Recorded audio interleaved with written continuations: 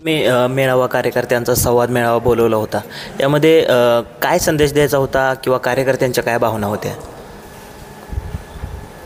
कालचा मेळावा म्हणजे नगरपंचायत आणि जिल्हा परिषद पंचायत समितीच्या निवडणुका जाहीर होत आहेत. त्या संदर्भामध्ये कार्यकर्त्यांशी चर्चा करण्यासाठी कालचा मेळावा बोलवला होता. त्याच्यामध्ये आमचे भारतीय जनता पार्टीचे जे आमचे कार्यकर्ते आहेत त्यांना एकत्र बोलवून बाबा काय भूमिका ठरवायची, कसं करायचं. कारण थोडंसं आटपाडी तालुक्याची राजकीय परिस्थिती थोडीशी विचित्र आहे. कालचा मेळावा मी जरी भारतीय जनता पार्टीचा बोलवला असला तरी भारतीय जनता पार्टीमध्ये 2 गट दिसत आहेत. म्हणजे ते काय नकारून चालणार नाही आम्हाला कुणालाच. आमदार गोपीचंद पडळकर साहेबांचा एक गट आहे आणि आमचा कार्यकर्त्यांचा एक गट आहे. आणि राज्यात आणि केंद्रामध्ये शिवसेना, अजितदादांचं राष्ट्रवादी आणि भाजप असं मिळून पण आम्ही त्या ठिकाणी काम करतो. मग उद्याच्या निवडणुकीमध्ये फक्त भाजप म्हणून काम करायचं का भाजपमधला आमचा गट म्हणूनच काम करायचं का भाजप राष्ट्रवादी काँग्रेस, अजितदादा गट आणि शिवसेना शिंदेसाहेबांचा गट असं सगळ्यांनी मिळून करायचं. ह्याचं काहीतरी एक धोरण ठरलं पाहिजे. कारण वरिष्ठ पातळीवरनं थोडेसे असं आहे किंवा सगळ्यांनी मिळून करा. मग त्या संदर्भात काय निर्णय घ्यायचा ह्यासाठी आम्ही कार्यकर्त्यांची बैठक बोलवली होती. त्याच्यामध्ये कार्यकर्त्यांच्या काय भावना त्या ठिकाणी समजून आम्ही घेतलेल्या आहेत. तुमच्यावरती करगणीमध्ये टीकाही झाली पडळकर गटाकडून. तुम्ही त्यांच्या स्टेजवर कधी दिसत नाही. मग आता निवडणुकीला तुम्ही एकत्र येणार का? हा प्रश्न थोडासा तात्विक आहे. तुम्ही विचारलेल्या प्रश्नाला उत्तर मी कालच्या आमच्या बैठकीमध्ये हा उल्लेख जाता जाता मी केला की आपण भारतीय जनता पार्टीमध्ये आपण एकत्र काम करतो आहे. पक्ष म्हणून दिसताना दिसतं की आपण एकत्र आहोत, परंतु त्यांची काय काम करण्याची पद्धत, आमची काम करण्याची पद्धत हे सगळ्या थोड्याशा भिन्न आहेत. त्यामुळं तुम्ही म्हणताय त्याला एक अर्थ आहे. त्यांनी मागच्या विधानसभेच्या वेळी काही गोष्टी थोड्याशा जी बोलायला नको पाहिजे होत्या त्यात ते बोललेत. का बोलले का नाही त्याचं उत्तर आमच्याकडं काय नाही. असंही काय नाही की आम्ही काहीतरी बोललो आहे म्हणून त्यांनी त्याला उत्तर दिलं, असंही काय नाही. म्हणजे राजकारणात थोडंसं मागं पुढं काहीतरी झालं असेल, नाही असं नाही.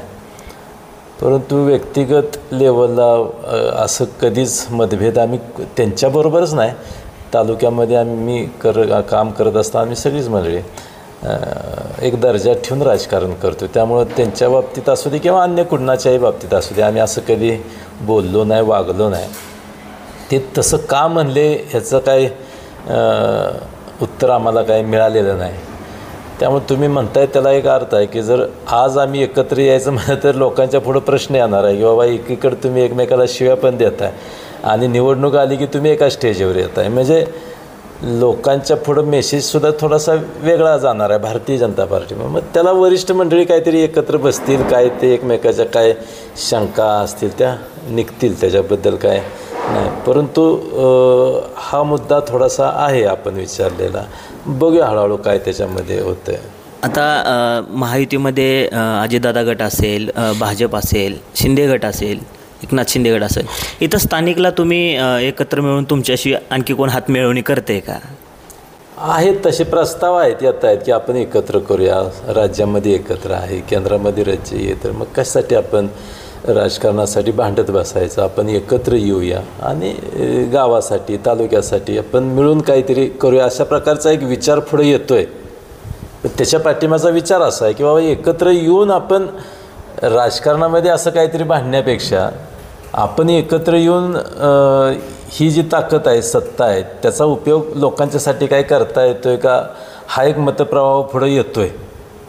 बघूया आता हळूहळू पुढं काय होईल का, आज काय सांगता येत नाही. वरिष्ठ पातळीवर तुमचं आणि पडळकरांशी समजा जुळणं आलं तर इथं नगराध्यक्ष पदाचा जो उमेदवार असेल तो तुमच्या विचाराचा असेल की पडळकरांच्या विचाराचा असते?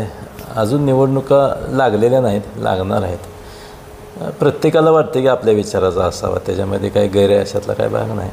बघूया सगळे कार्यकर्ते बसल्यावर मग तो निर्णय होईल. तो असं मला असं म्हणता येणार नाही की असंच होईल किंवा असंच नाही. शेवटी राजकारण आहे, पुढं मागं सरून त्या ठिकाणी करावं लागतं. तुमच्याकडून नगराध्यक्षपदासाठी कोणकोणते चेहरे इच्छुक आहेत?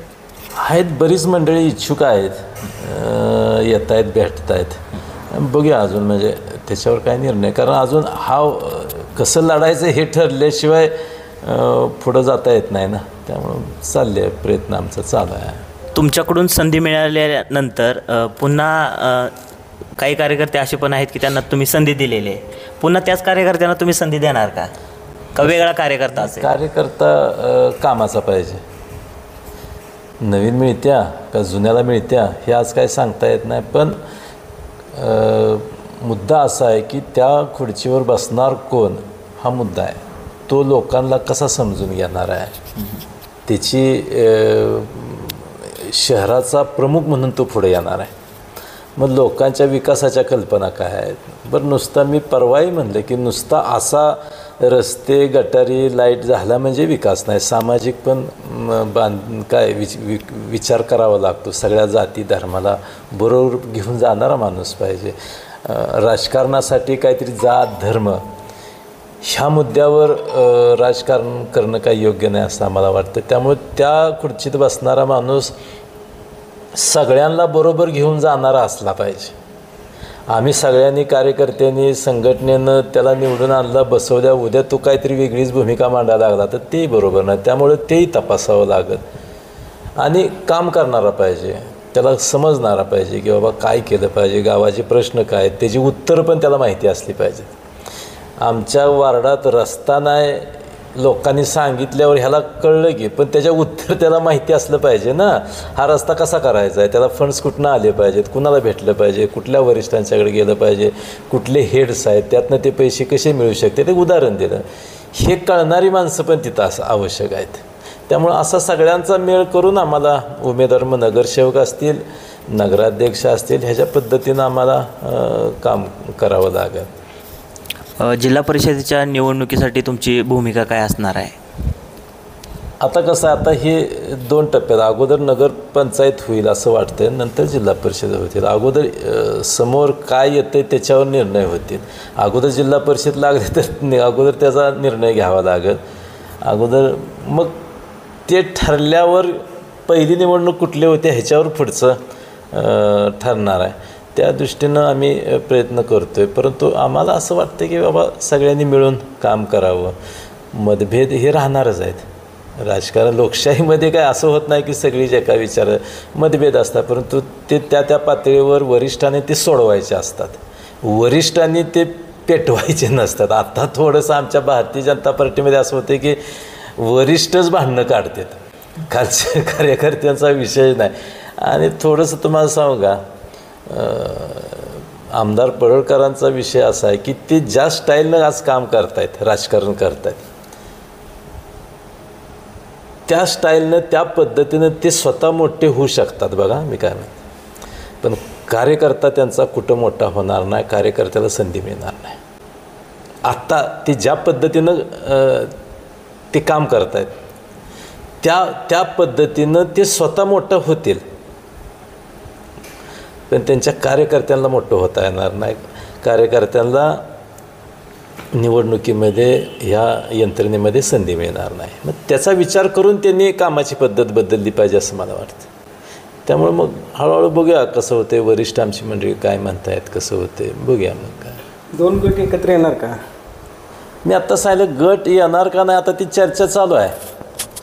मग अगोदर आम्ही भाजप एकत्र येणार का नाही हितनं आता आमची सुरुवात आहे. मागच्या जिल्हा परिषद आम्ही एकत्र होतो, रिझल्ट काय मिळाले ना, भाजपच्या बरोबर बाजूनच रिझल्ट मिळाले.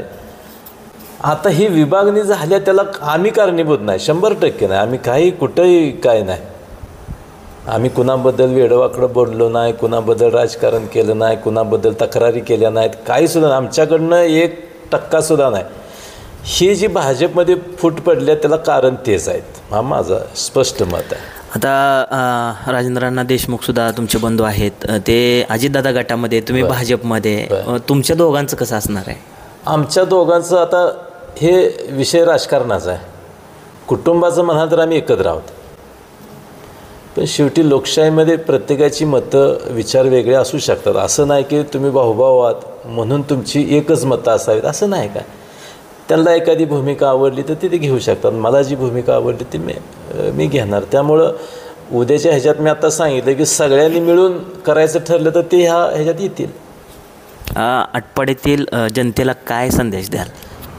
आटपाडीच्या जनतेला एकच आहे की आता आटपाडी ग्रामपंचायत होती, हे गाव म्हणून आपण त्याच्याकडे बघत होतो. आता त्याची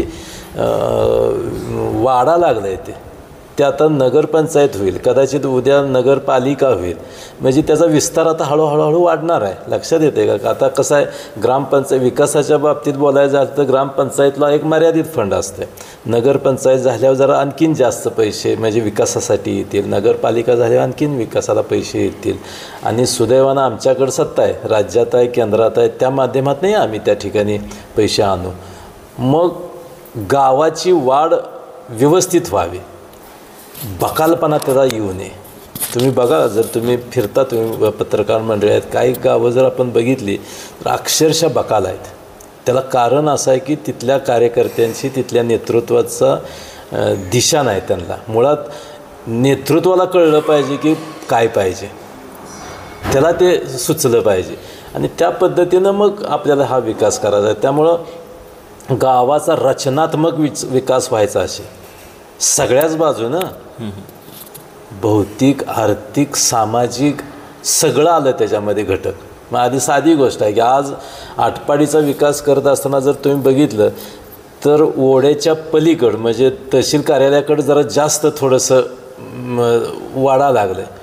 ही वाढ चुकीची आहे असं मला म्हणता येणार नाही, बरोबरच आहे. वाढ कुठल्या तरी बाजूला वाढणारच आहे ते, परंतु त्याचा परिणाम असा आहे की जुन्या पेठेत व्यापाऱ्यावर परिणाम झाला आहे.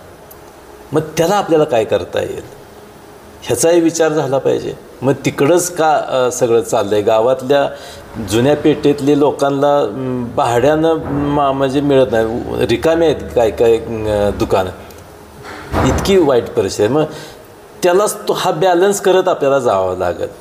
आणि सगळी गोष्ट आहे सगळ्यांना, मग गोर गरीब सगळ्यांना बरोबर घेऊन जाणं आणि सामूहिकपणे गावाचा विचार करणं. मग एकदा निवडणुकीमध्ये होतील मतभेद होतील, परंतु एकदा निवडणुका झाल्यावर मात्र सगळ्यांना बरोबर घेऊन मग काय केलं पाहिजे आपल्या गावासाठी, शहरासाठी. आता गाव हा शब्द आता मागं पडला, आता नगरपंचायत म्हणल्यावर शहर होतं आहे आपलं. मग शहर होत असताना त्याचा विकाससुद्धा आजचा विचार करून चालणार, पुढच्या 25 वर्षाचा विचार करावा लागेल की 25 वर्षानं माझी आटपाडी कशी असणार आहे, मग आत्ता तिची सुरुवात कशी असली पाहिजे ह्याचा विचार करून आम्हाला गावाचा विकास करायचा आहे. आणि मला खात्री आहे की गावातली मंडळी सुज्ञ आहेत. आटपाडीत आत्ता आपण गावापुरतं बोलतो आहे, शहरापुरतं बोलतो आहे. आमच्या आटपाडी तालुक्याची राजकीय मानसिकता आम्हाला चांगली माहिती आहे. काय स्वीकारतात माणसं ते होईल, इकडं तिकडं होईल नाही असं नाही राजकारणात, परंतु योग्य पद्धतीनंच काय स्वीकारायची भूमिका ह्या तालुक्यात, मुळात त्या तालुक्यावर संस्कारच तसे घडले आहेत आपल्या तालुक्यात. त्यामुळे हे चांगलं घडलं असं मला वाटतं. आता संघर्ष संपणार का? मग संपणार नसे. बघा, हा राजकीय संघर्ष आहे. राजकीय संघर्ष काय कायम राहत नसते ना. तुम्ही आता केंद्रात बघितलं कोण कुठं कसं काय, त्याच्यावर आता मी तुम्हाला काय सांगायची गरज नाही. होत असते राजकारणामध्ये, थोडं मागं पुढं होत असते. फक्त एक आहे की सगळ्यांनी मिळून हातात हात घालून राजकारण कशासाठी करायचं आहे? नुसती सत्ता मिळवायसाठी करायचं आहे, मला काय मिळेल म्हणून करायचं आहे, का जनतेला लोकांचे प्रश्न सोडवायसाठी आपण राजकारण करायचं आहे आणि सत्ता मिळवायचं आहे? ह्याचं उत्तर, ह्याची कल्पना ज्या नेतृत्वाच्या डोक्यात पक्की आहे त्याला काय अडचण नाही. आणि आमच्यापुरतं बोलाल, आमच्या डोक्यात पक्का आहे राजकारण का करायचं आहे, सत्ता कशासाठी मिळवायची आहे आणि ती सत्ता कशासाठी वापरायची आहे हे पक्का आहे आमच्या डोक्यात. त्यामुळे त्याच्यामध्ये कुठलीही गल्लत होणार नाही. जिल्हा परिषद आणि नगर परिषदामध्ये असं केलं आहे की गोपीचंद पडळकरांना जिल्हा परिषदा दिलेत आणि तुम्हाला नगरपंचायतला निवडणूक लढवायला सांगितलं, असं कार्यकर्त्यामध्ये चर्चा आहे. आता ही चर्चा तुमच्याकडनं मला कळते, मला माहीत नाही तसं. म्हणजे अजून वरिष्ठ लेवलने तर तसं काय मला तसा काय निरोप नाही.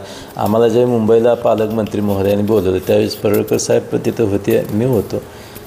आमची कुठली खळखळ न होता चर्चा झाली. म्हणजे असं काय तुम्हाला बाहेर जे वातावरण दिसतं की ही काय दोघं आली म्हणजे काहीतरी, असं काय नाही. व्यवस्थित चर्चा झाली. तुमचा कोणत्या जिल्हा परिषद गटावर दावा राहील? माझा आटपाडी तालुक्यावरच दावा आहे, जिल्हा परिषद कुठलं काढलं तुम्ही? नगरपंचायतचे काय प्रभाग त्यांच्याकडे जातील? अहो आली तर सगळी आमचीच येणार आहे. हां, आम्ही असा विचार करतो की काँग्रेस, शरद पवार, राष्ट्रवादी ह्यांना कुठंही संधी मिळणार नाही. आत्ता युतीमध्ये आम्ही आहोत, ह्यांचीच सत्ता आली पाहिजे, तरच आम्हाला काही विकासाचे कामं करता, हीच भूमिका आमची आहे. ह्याच्यामध्ये काय